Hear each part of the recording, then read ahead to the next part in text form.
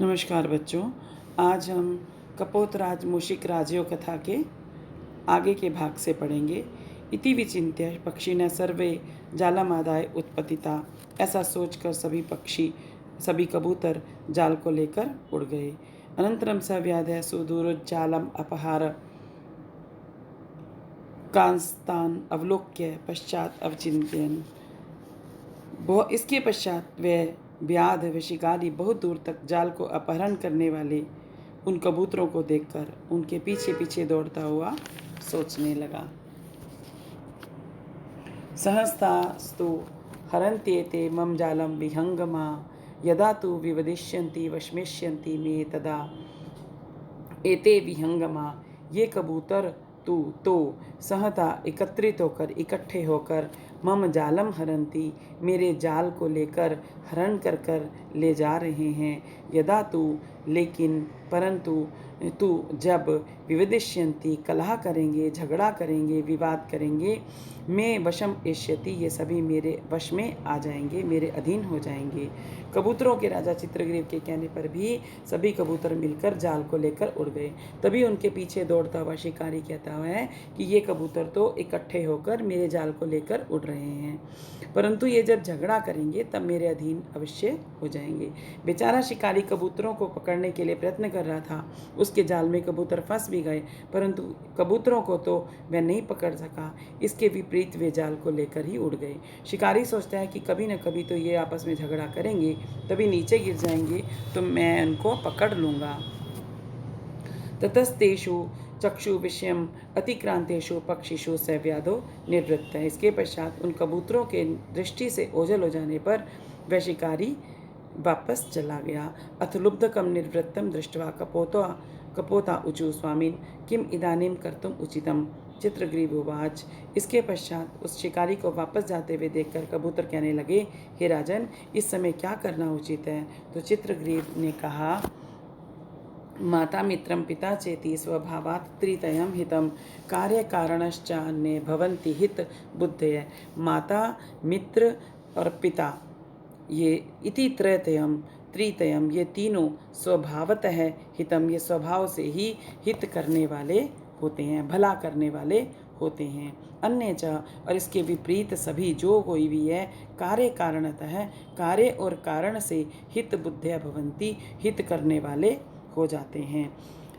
जाल में बंधे हुए कबूतर जब अपने राजा चित्रग्रीव के कहने पर जाल लेकर उड़ जाते हैं, तब चित्रग्रीव उन्हें समझाता है कि माता, पिता और मित्र, ये तीनों स्वभाव से ही भला करने वाले होते हैं। इसके अतिरिक्त सभी व्यक्ति कार्य और कारण में हित करने वाले होते हैं, क्योंकि अन्य व्यक्ति कार्य के होने पर या मतलब के होने पर ही भला करते हैं। इसीलिए चित्रग्रीव कहता है कि विपत्ति के समय में हमें मित्र की सहायता लेनी चाहिए। तद अस्माकं मित्रम हिरण्यको नाम मूषक राजो गंडकी तीरे चित्रवने निवसति तद अस्माकं मित्रम। अतः हमारा मित्र हिरण्यको नाम, हिरण्यक नामक, मूषिक राजो, मूषिक अर्थात चूहों का राजा, गंडकी तीरे, गंडकी नदी के तट पर, चित्रवन में निवसती रहता है। स अस्माकं पाशान छित्स्यति, वह हमारे पाशों को, बंधनों को काट देगा। इति आलोच्य सर्वे हिरण्यक विवर समीपम गता। ऐसा इति आलोच्य, ऐसा सोचकर विचार करके, सर्वे वे सभी, हिरण्यक विवर समीपम, हिरण्यक के, विवर कहते हैं बिल को, बिल के पास, गता मतलब चले गए। हिरण्यक च, और हिरण्यक सर्वदा अपाय शंकया, सदा अपाय की अर्थात अशुभ के शंका से अर्थात संदेह से, शतद्वारम 100 द्वार, विवरम बिल को कृत्वा बनाकर निवसती रहता था।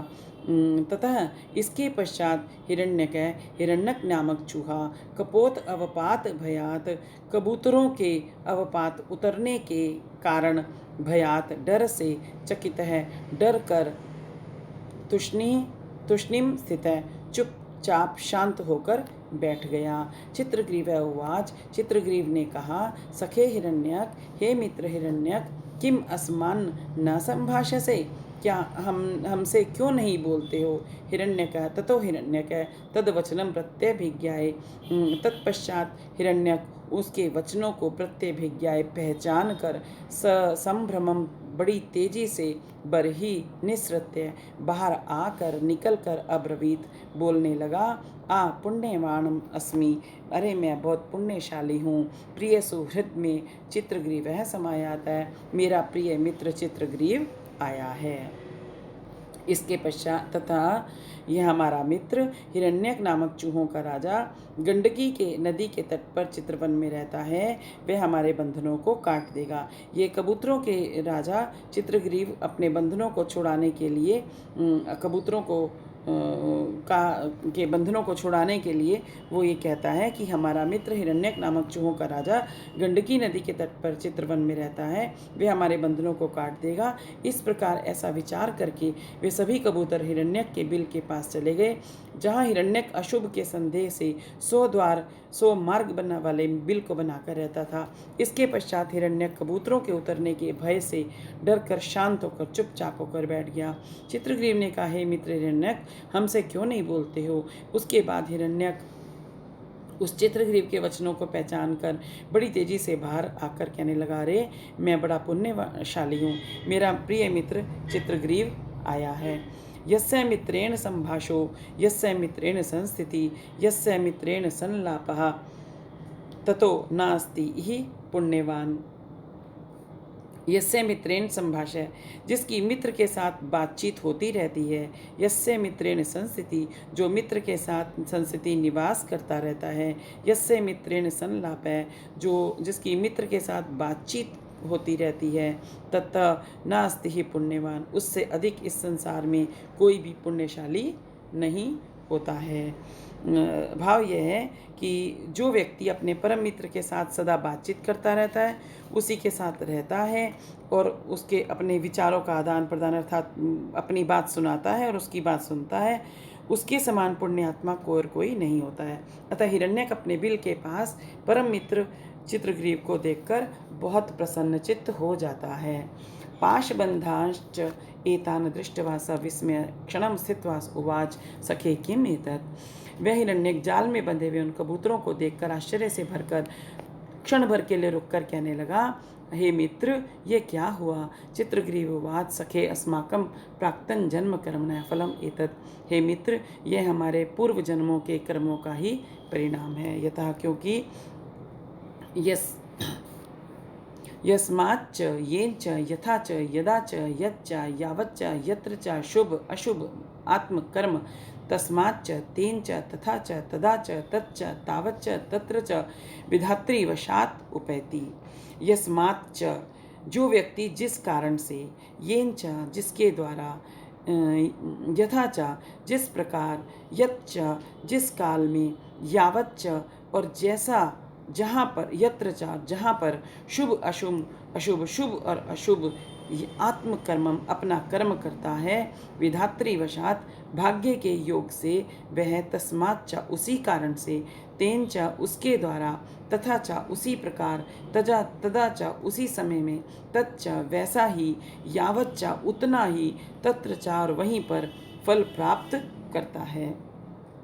कर्मों के अनुसार फल को भोगने के विषय में चित्रग्रीव कहता है कि जो व्यक्ति जिस कारण से, जिसके द्वारा, जिस प्रकार, जिस काल में, जैसा, जितना, जहाँ पर शुभ और अशुभ कर्म करता है, वह भाग्य के योग से, उसी कारण से, उसके द्वारा, उसी प्रकार का, उसी समय में, वैसा ही, उतना ही और वहीं पर ही कर्मों का फल प्राप्त करता है। भाव यह है कि प्रत्येक जीव को अपने कर्मों का फल भोगना पड़ता है। जीव जैसा करता है वैसा ही भरता है, जितना करता है उतना ही भोगना पड़ता है। जिस प्रकार का अच्छा या बुरा कर्म करता है उसको वैसा ही फल मिलता है। अच्छे का परिणाम अच्छा होता है और बुराई का परिणाम बुरा होता है। अतः चित्रग्रीव अपने मित्र हिरण्यक से कहता है कि हमारा जाल में बंधना अशुभ कर्म का ही फल है, जिससे हम कष्ट उठा रहे हैं। रोग शोक परिताप बंधन व्यसनानि च आत्म अपराध वृक्षाणाम फलानि एतानि देहिनाम। रोग बीमारी, शोक मानसिक सुख या दुख, मानसिक दुख, परिताप कष्ट, बंधन बांधे जाना, व्यसन बुरी आदत, एतानि ये देही नाम जीवों के आत्म अपराध वृक्षाणाम, अपने दोषों रूपी वृक्षों के ही फलानी परिणाम होते हैं। जाल में बंधने के पश्चात कबूतरों का राजा चित्रग्रीव अपने मित्र हिरण्यक से कहता है कि यह तो हमारे अपराधों के कारण ही हुआ है, और बताता है कि बीमारी, मानसिक दुख, कष्ट, बांधे जाना और बुरी आदत ये सभी जीवों के अपने दोष रूपी वृक्षों के परिणाम हैं। कहने का भाव है कि बीमारी, शारीरिक व मानसिक दुख, बंधन व बुरी आदत ये सभी दोषों के परिणाम से ही प्राप्त होते हैं, क्योंकि जैसा बीज कोई बोता है वैसा ही फल वृक्ष फल देता है। यदि अशुभ कर्म करें तो अशुभ फल ही मिलता है। चित्रग्रीव भी अपने मित्र हिरण्यक से यही कहता है कि हमारा जाल से बंधना भी हमारे अशुभ कार्यों की ही देन है।